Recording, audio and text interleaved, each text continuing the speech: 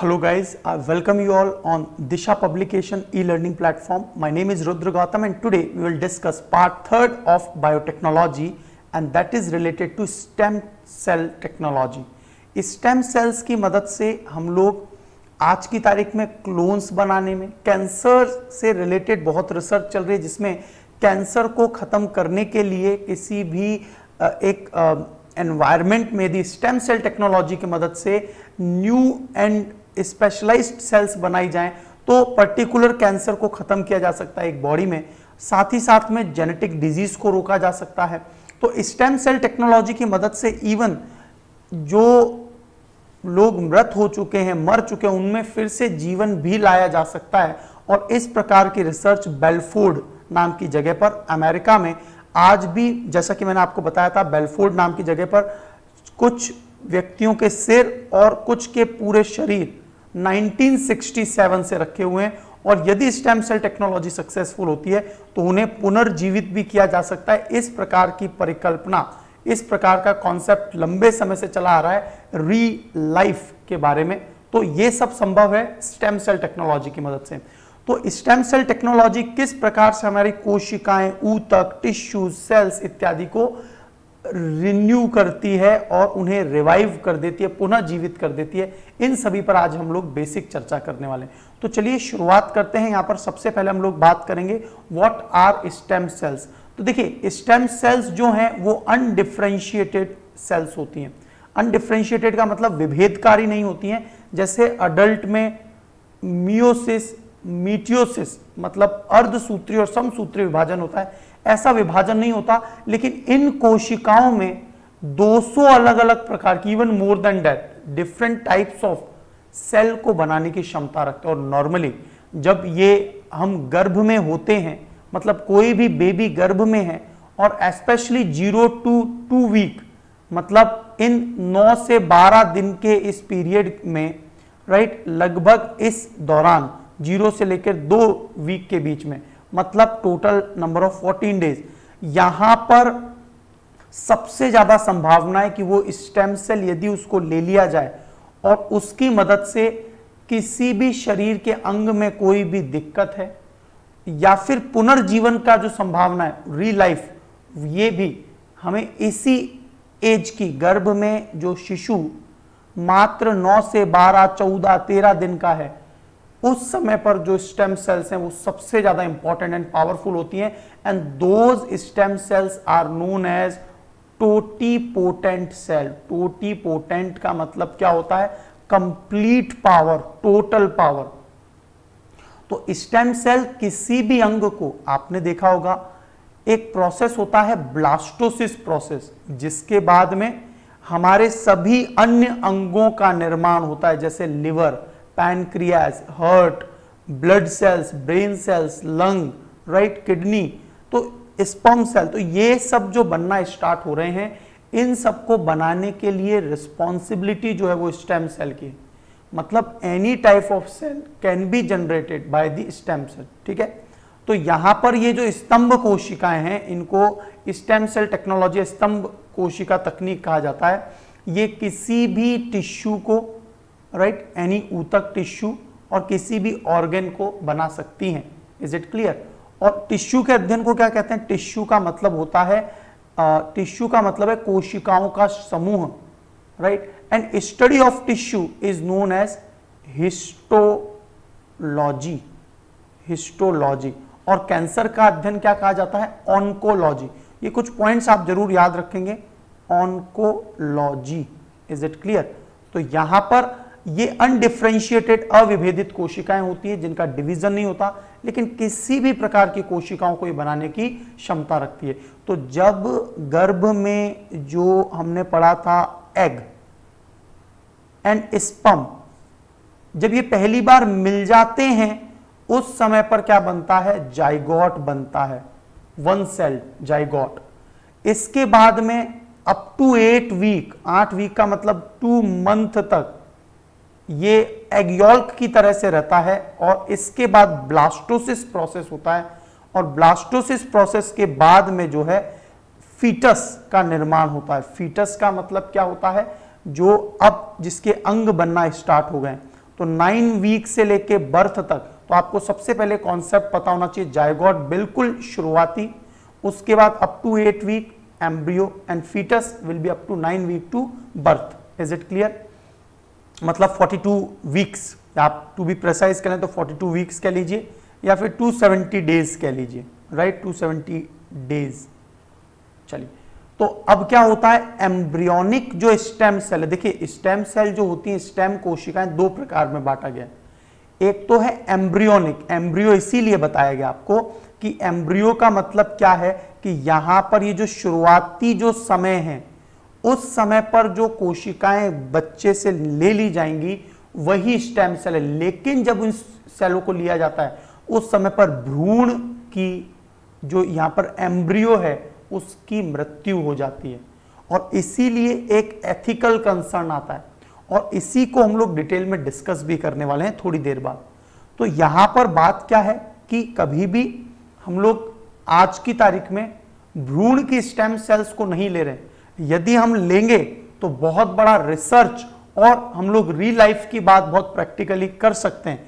लेकिन करंटली क्या है कि जो एथिकल कंसर्न है, जो नैतिक मूल्य हैं, उसके तहत हम किसी भी गर्भ के बच्चे को नहीं मार सकते और किसी भी प्रकार की चाहे रिसर्च हो, और इसीलिए क्या है, एथिकल कंसर्न की वजह से स्टेम सेल टेक्नोलॉजी में कुछ हद तक तो बैरियर्स यहीं से लग गए। Is it clear? अब स्पर्म सेल एग सेल मिलकर इस प्रकार से डिवीजन करते हैं, तो शुरुआती ये एम्ब्रियो बनता है, राइट, और जाइगोट सबसे पहले जब ये दोनों जब पहली बार बनते हैं तो उसके बाद ये एम्ब्रियो वाला पीरियड है, और यहां पर जो हम लोग स्टेम सेल लेंगे these will be totipotent, most powerful, और आगे मैं आपको डायग्रामेटिकली समझाऊंगा किस प्रकार से ये काम करती है, स्टेम सेल को फाइनली किस प्रकार से बनाया जाता है। और उसके बाद आती है adult stem cell. Adult stem cell का मतलब यह है कि हमारी जो बोन मैरो है, आपको पता है बोन मैरो जो है अस्थि मज्जा, उसकी मदद से आरबीसी भी बनता है, डब्ल्यूबीसी बनता है, प्लेटलेट इत्यादि अलग अलग कोशिकाएं बनती हैं। तो हमारे शरीर में भी आफ्टर बर्थ कुछ कोशिकाओं में यह क्षमता है कि वो प्लूरीपोटेंट है, उनमें कुछ अन्य कोशिकाओं को बनाने की क्षमता होती है। लेकिन सबसे ताकतवर कौन है? एम्ब्रियोनिक, जो गर्भ के समय होंगी। Is it clear? तो जो इनिशियल स्टेज होती है 9 to 12 डेज, यदि उस समय पर कोई जो भ्रूण है मतलब एम्ब्रियो को हम लोग एक्सट्रैक्ट कर लें, वो बहुत ही पावरफुल सेल है, but it is cause of ethical legal social issue.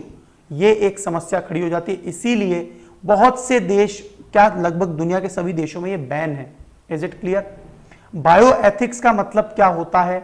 मनुष्य के जीवन या उसके अस्तित्व, उसके जो एग्जिस्टेंस है उसके साथ छेड़छाड़ नहीं की जाए, अदरवाइज क्या होगा, स्टेम सेल का बहुत अलग लेवल पर मिसयूज भी किया जा सकता है। सो इन सब को रोकने के लिए यहां पर ये जो बायो एथिक्स का जो कंसर्न है, ऐसा ना हो कि किसी एक लाभ, किसी एक प्रॉफिट के लिए हम दूसरे बहुत बड़े मेजर ड्रेडफुल कंडीशंस बना दें। जिस प्रकार आज की तारीख में हम लोग क्रूड ऑयल और हाइड्रोकार्बन्स का यूज कर रहे हैं, इन्हीं हाइड्रोकार्बन्स की वजह से आज एनवायरनमेंट में पॉल्यूशन का स्तर अनंत पे पहुंच चुका, और ये आज क्लाइमेट चेंज इरिवर्सिबल होता जा रहा है। सो इसीलिए क्या है, यहां पर इस कंसर्न को ध्यान में रखते हुए ऐसा नहीं किया जाता। तो किया क्या जाता है, एक एग डोनर महिला से एग ले लिया जाता है, और आज की तारीख में क्या किया जाता है, उसके अंदर आज की तारीख में एम्ब्रियोनिक स्टेम सेल कैसे निकाले जाते हैं, देखिए, डेराइव्ड फ्रॉम एग फर्टिलाइज्ड और इन विट्रो, मतलब कि परख नली में, कांच में, fertilization clinic, then donated for research purpose, और फिर जो रिसर्च पर्पस के लिए ये काम करता है। तो देखिए क्या होता है, कोई भी महिला जो डोनर है ना, हमने बात की थी कि एक विशेष प्रकार का हार्मोन होता है, उसकी मदद से क्या किया जाता है, एग्स रिलीज किए जाएं, और उसके बाद में एक नीडल की मदद से नैनो माइक्रो लेवल पर जो सेल्स हैं, अडल्ट सेल, जो कि सोमैटिक सेल कहलाती है। सोमैटिक का मतलब मेरी स्किन की जो कोशिका है वो सोमैटिक सेल कहलाएगी, राइट। सोमैटिक का मतलब क्या है, सोमा, सोमा का मतलब होता है बॉडी, याद रखना, सोमैटिक, सोमा, सोमैटिक मतलब बॉडी, सोमैटिक सेल, अब जैसे एक एग्जाम्पल बताते हैं कि जो डॉली नाम की भेड़ थी, तो डॉली नाम की भेड़ जो है उसे सोमेटिक सेल, मतलब कि जो हमारे जो डॉली नाम की जो भेड़ बनी है वो उसकी मदर का जो ब्रेस्ट का एक कोशिका है उसे लिया गया था, तो वो उसके अंग का हिस्सा है, सोमेटिक हो गया। Is it clear? So second egg begins dividing forming a mass of cell, और फिर क्या होता है, ये एक जो नीडल से ये सेल्स डाली जाती हैं, इससे मल्टीपल ये जनरेट हो जाता है, मतलब टिश्यू कल्चर एक प्रकार से यूं कह लीजिए। और फिर after 5 days it forms blastocyst, 5 दिन के बाद क्या होता है, ब्लास्टोसिस प्रोसेस होना स्टार्ट होता है। अ होलो एम्ब्रियोनिक ब्लास्ट ऑफ सेल, तो होलो का मतलब क्या है कि छिद्रित, तो होलो एम्ब्रियोनिक बॉल ऑफ सेल बन जाएगा। स्टेम सेल आर हार्वेस्टेड, और यहां पर स्टेम सेल्स जो हैं इसके कारण जो अंदर स्टेम सेल बनी उन्हें हार्वेस्ट कर लिया जाता है, और एम्ब्रियो जो होता है, मतलब जो भ्रूण होता है वो मर जाता है। कुछ ऐसा ही होता है जब गर्भ में इस प्रकार की हम लोग स्टेम सेल को निकालने की कोशिश करते हैं, तो गर्भ में भ्रूण की हत्या हो जाती है, और इस एथिकल कंसर्न के कारण हम लोग उसको यूज नहीं करते हैं, राइट, गर्भ की जो एम्ब्रियोनिक है, ठीक है। तो ये वही प्रोसेस आपको एक बार अलग तरीके से बता दिया है। 5 to 6 डेज लगते हैं। ब्लास्टोसिस के बाद अलग अलग अंगों को बनाने वाली कोशिकाएं, डिफरेंट ऑर्गन को बनाने वाली जो सेल्स हैं वो बनना स्टार्ट हो जाती हैं। तो इस प्रकार से क्या है, लेकिन होता क्या है, यदि एम्ब्रियो गर्भ से लिया गया है कोई मतलब जाइगोट के बाद जो एम्ब्रियो वाला जो पार्ट है उससे हमने बाहर निकाला है, तो वो जो है उसकी मृत्यु हो जाती है, और इसीलिए क्या है, एथिकल कंसर्न यहां पर आता है। Is it clear?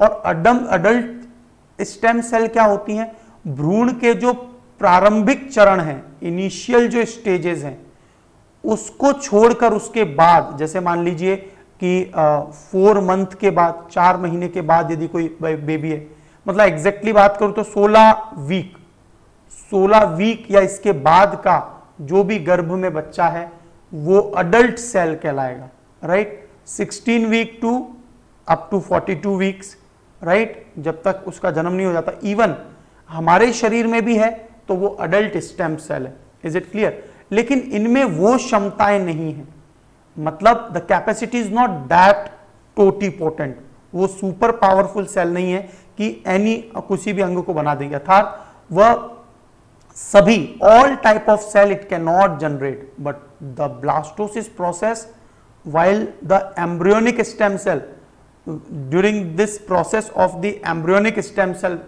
with blastosis, at that stage you will get these can generate all the different type of cells, right। तो वेणुगोपाल जो है, हमारे जो डॉक्टर वेणुगोपाल हैं, लास्ट 49 ईयर्स से एम्स के साथ काम कर रहे हैं, और लगातार इन्होंने हार्ट ट्रांसप्लांटेशन में बहुत सफलता प्राप्त की है, और इन्हीं स्टेम सेल पर एक बहुत ही अच्छी पकड़ है डॉक्टर वेणुगोपाल की, और इसीलिए ही is known as the father of Indian stem cell. Is it clear? तो यहां पर अडल्ट स्टेम सेल क्या है, adult stem cell are called somatic, somatic का मतलब बॉडी की सेल, ये भी अनडिफरेंशिएटेड सेल्स होती हैं, found among differentiated cell in the tissue और ऑर्गन। डिफरेंशिएटेड का मतलब जैसे मैंने बोला आपको, बोन मैरो में पाई जा रही है, तो वहां पर वो अलग अलग प्रकार के सेल्स जैसे आरबीसी, डब्ल्यूबीसी, राइट, इनका और भी मल्टीपल कोशिकाओं को बना रही, इनका कोशिश कर रही है। तो ये होता है एंड रिन्यू इटसेल्फ। और ये कोशिकाएं आपने देखा होगा हमारे शरीर में हृदय की कोशिका क्या उतनी ही रहती है, नई नई रीजनरेट होती रहती है समय समय पर, राइट। इसी प्रकार से लिवर की सेल, तो ये जो रिन्यूअल हो रहा है प्रत्येक ऑर्गन में, इसके लिए भी रिस्पॉन्सिबल है अडल्ट स्टेम सेल। तो अडल्ट स्टेम सेल क्या होती है, कंपैरेटिवली इसमें कम ताकत है, ठीक है, किसी भी तरह की कोशिका को बनाने की क्षमता नहीं रखती है, लेकिन कुछ अन्य प्लूरिपोटेंट का ये काम कर सकती है। Primary role of the adult stem cell is to maintain and repair. तो प्राइमरी गोल क्या है भाई इसका, अपने आप को मेंटेन करना उस अंग को, राइट, और उसको रिपेयर करना, ताकि हम जितने साल जीवित रहते हैं उस समय तक वो फंक्शनिंग करता रहे। हमारी एजिंग क्षमता यही होती है, प्रत्येक सेल की अपनी एक एजिंग होती है, और उसी कारण एक एज पर हमारी मृत्यु भी हो जाती है। Necrosis is the process. तो आप बताइए मुझे नेक्रोसिस क्या होता है, what is necrosis in cell. तो यहां पर बात करेंगे हेमेटोपोइटिक स्टेम सेल, सभी प्रकार के ब्लड सेल को बनाने का काम करती है। स्ट्रोमल सेल जो कार्टिलेज है, फैट है, फाइब्रस कनेक्टिव टिश्यूज को बनाने का काम करती है। Brain stem cells nervous and astrocytes इत्यादि को बनाने का काम करती है। तो कुछ कोशिकाएं अन्य मल्टीपल कोशिकाओं को बनाने की क्षमता रखती है, ये अडल्ट स्टेम सेल कहलाती है। So doctor Venugopal he has the passion from this nation field, बिल्कुल नया फील्ड था भारत में, बहुत लंबे समय तक इन्होंने रिसर्च की, ग्रेजुएट हुए एम्स से और फाइनली इन्होंने देखिए 50,000 प्लस हार्ट सर्जरी की है, पद्म विभूषण है ये 1998 में, और लंबे समय से मसल्स टिश्यू और stem cell technology, specially adult stem cell जिसमें कोई एथिकल कंसर्न नहीं है, उस पर काम करें। तो सेल की पोटेंसी, ताकत की बात करें, पावर की बात करें तो they can be 4 type of cell. तो देखिए पहली है टोटीपोटेंट, जो किसी भी अन्य कोशिका को सेल को बना सकती है, जो इनिशियल एम्ब्रियोनिक स्टेज में जनरेट होती है। प्लूरिपोटेंट सेल, मल्टीपोटेंट सेल और finally unipotent cell, stem cell. तो देखिए सबसे पहले जिनमें 100% कोशिका और अंग को किसी भी organ, any type of cell it can generate, तो वो टोटीपोटेंट है। और इसीलिए क्या है, ब्रेन, देखिए मैं, आप, हम लोग जो भी हैं, मैं अपने आप को कैसे जानता हूं, आप अपने आप को स्वयं की को क्या परिभाषित करते हैं कि आपका जन्म यहां हुआ था, आप यहां से बिलोंग करते थे, आपका कलर, आपका रंग ऐसा था, आप इस शहर में थे, आपने यहां अपनी मेमोरीज को कलेक्ट किया है, आप यहां घूमने गए।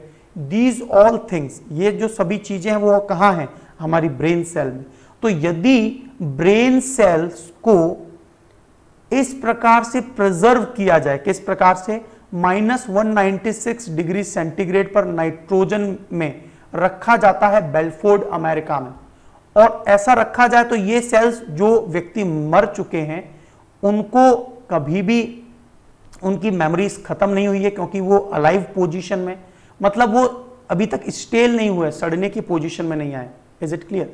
जब ऐसा है और नाइट्रोजन के कारण नॉट रिएक्टिव गैस है, तो इन सेल में कल को यदि stem cell technology, totipotent cell, embryonic stem cell का प्रयोग करके यदि हम इन सेल्स को इंसर्ट करेंगे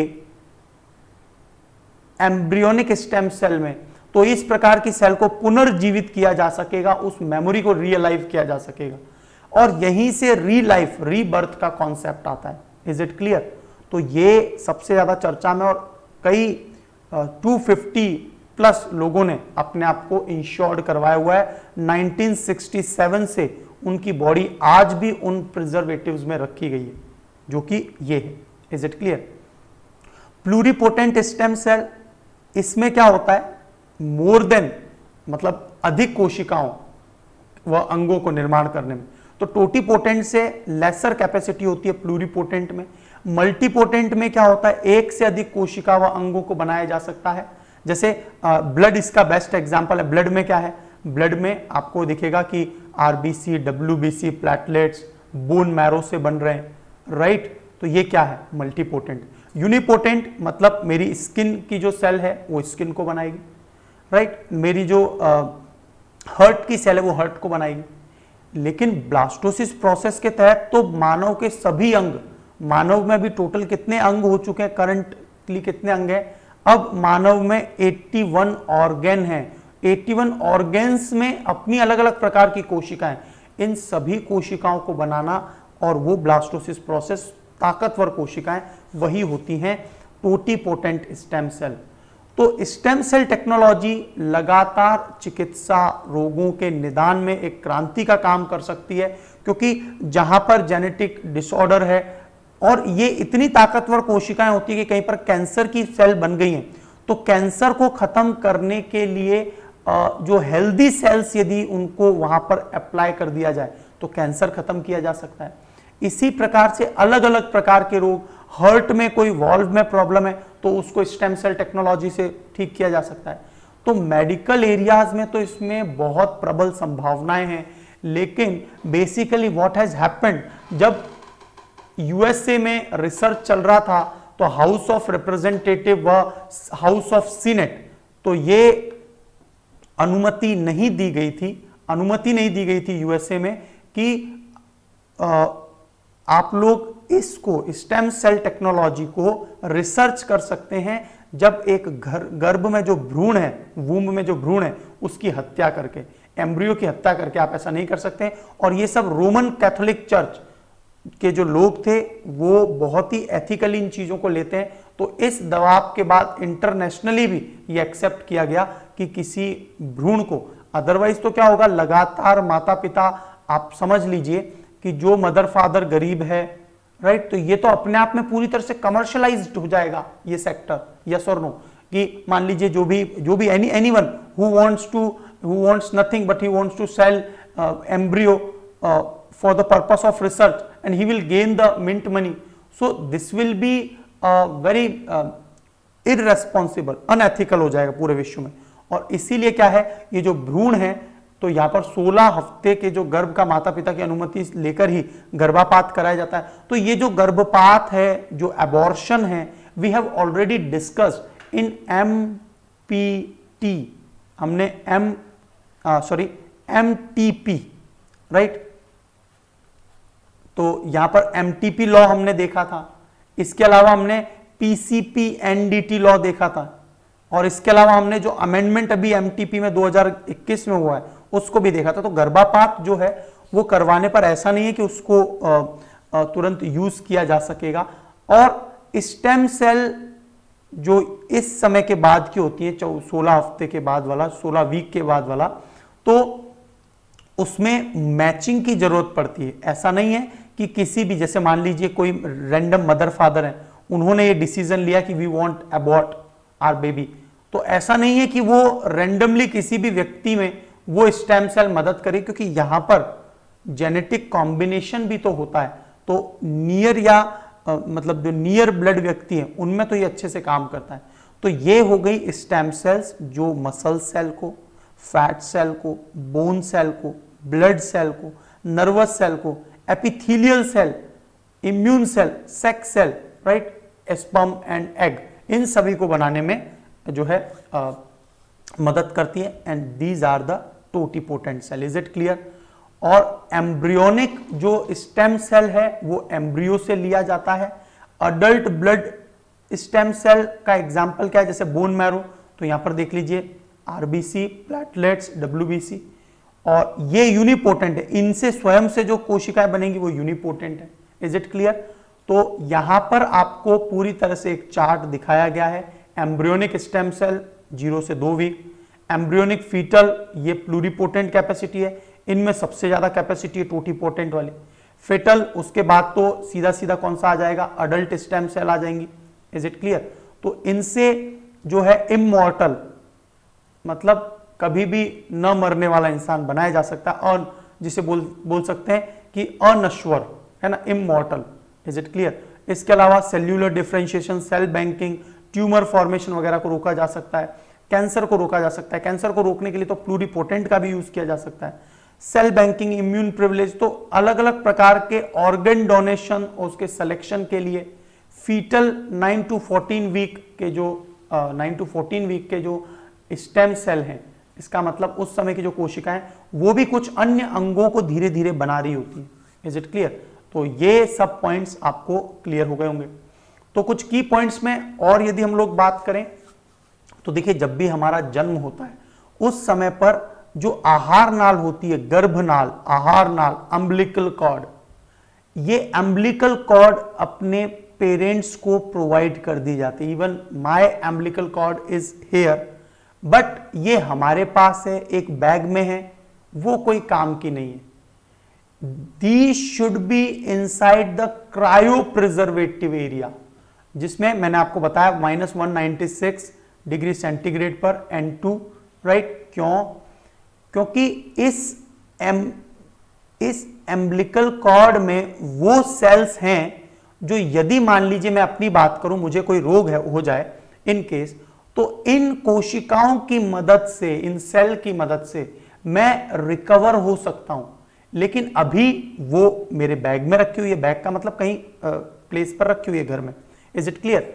लेकिन इनको क्रायो प्रिजर्वेटिव एरिया में होना चाहिए। तो ये जो स्टेम सेल बैंक हैं, इनमें हमें हमेशा ध्यान रखना चाहिए कि यदि हम कल को पेरेंट्स बन रहे हैं या फिर आगे आने वाले कोई भी आपके नियर एंड डियर्स हैं, तो उन्हें हमेशा में सजेस्ट करना चाहिए कि जो अम्बिलिकल कॉर्ड है उसे जरूर क्रायो प्रिजर्वेटिव में रखा जाए, स्टेम सेल बैंक में सुरक्षित रखा जाए। और इनमें क्या है, these are the tissue enriched, stem cell enriched umbilical cord होती है ये, और various type of health issues के सॉल्यूशन में as well as brothers and sisters उनमें भी अप्लाई हो जाएगा क्लोज रिलेटिव्स में। तो गर्भनाल भी स्टेम सेल के तौर पे काम कर सकती है, except it should be in the stem cell bank. इसी प्रकार से बोन मैरो भी, कॉर्ड ब्लड, बोन मैरो, ये भी कई प्रकार के सेल्स की बीमारियों के सही करने में, उनको रिकवर करने में, कई बार इस प्रकार के रोग हो जाते हैं उनको बिल्कुल कंप्लीटली एनिहिलेट करने में, उनको खत्म करने में, तबाह करने में ये मदद करते हैं। तो वयस्क स्टेम सेल मतलब अडल्ट स्टेम सेल टेक्निक से बहुत फायदा हुआ है। अडल्ट स्टेम सेल में ही रिसर्च कर रहे हैं डॉक्टर वेणुगोपाल और बहुत से साइंटिस्ट हमारे डॉक्टर्स आ चुके हैं। तो ये शरीर के बाहर का प्रोसेस किया जाता है इसमें, और वायरस बीमारी का कोई खतरा नहीं होता, और आसानी से क्या है, अडल्ट स्टेम सेल को एक्सेप्ट भी कर लिया जाता है। मतलब हमारे शरीर जो है ना, जैसे मैं एक एग्जांपल बताता हूं, यदि किसी अन्य व्यक्ति के किडनी को, रैंडम व्यक्ति के किडनी को यदि हमारे शरीर में डाला जाएगा, our body will not accept that kidney, और वहां पर क्या होता है कि WBC वगैरह जो है ना इस पर अटैक कर देते हैं। तो वहां पर क्या होता है, रोगी की और भी ज्यादा, पेशेंट की और भी ज्यादा तबीयत खराब हो जाती है। तो कॉर्ड ब्लड बैंकिंग, ये याद रखना, गर्भनाल मतलब अम्बिलिकल कॉर्ड, नाल में कुछ ब्लड है, that blood can be useful for the future purpose. और हेमेटोपोइटिक स्टेम सेल, वो तो ब्लड से रिलेटेड हेमेटोपोइटिक स्टेम सेल्स हैं, उनका भी प्रयोग किया जा सकता है। तो cord blood banking, cord blood को इकट्ठा करके, और इसमें कॉर्ड ब्लड बैंकिंग इस स्टेम सेल में there is no type of issue related to ethics, ethics का कोई खतरा नहीं है कॉर्ड ब्लड में।